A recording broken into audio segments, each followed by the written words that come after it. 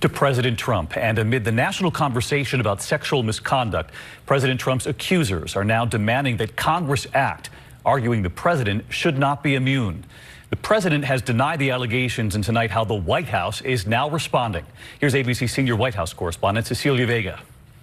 They say no one cared the first time, so today 3 women accusing President Trump of sexual misconduct went public once again, hoping this time Congress will investigate. Rachel Crooks was a Trump Tower receptionist when she says 12 years ago she introduced herself to the billionaire businessman and he began kissing her. Mr. Trump repeatedly kissed my cheeks and ultimately my lips in an encounter that has since impacted my life well beyond the initial occurrence. Jessica Leeds says she was on a first-class flight to New York back in the 1980s when he groped her. When he started to put his hand up my skirt, and that was the last time I wore a skirt traveling.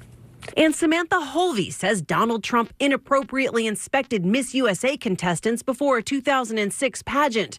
These dreams never included a man coming into the backstage hair and makeup area while I sat naked under a robe as he walked around looking at us like we were his property. And she points to his own words to Howard Stern. I'll tell you the funniest is that I'll go backstage before a show. Yes. And everyone's getting dressed and ready and everything else. And, no men are anywhere. And I'm allowed to go in because I'm the owner of the pageant and therefore I'm inspecting it. They're standing there with no clue. Is everybody okay? And you see these incredible looking women. And so I sort of get away with things like that. So I'm simply confirming that, yes, he did that, and it was as creepy as it sounds.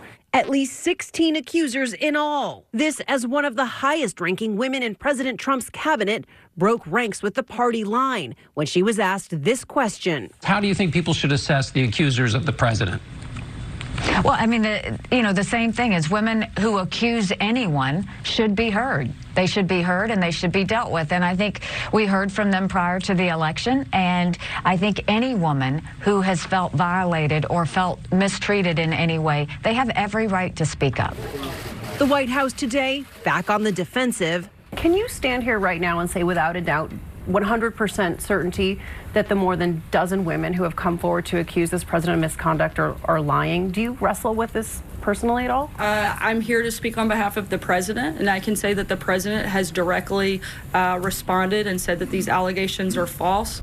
While on Capitol Hill, 5 Democratic senators now calling for President Trump to resign. President Trump should resign.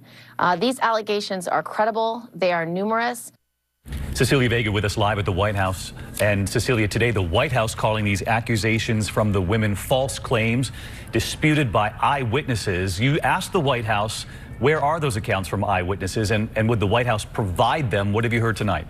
Well, David, they directed me to 2 tabloid stories from last year. One quotes a man who says he was on that flight decades ago with the president and Jessica Leeds. He disputes her account that the president groped her. The second alleged eyewitness, David, a teen beauty contestant who was not even at the contest in question. Cecilia Vega at the White House. Thank you, Cecilia.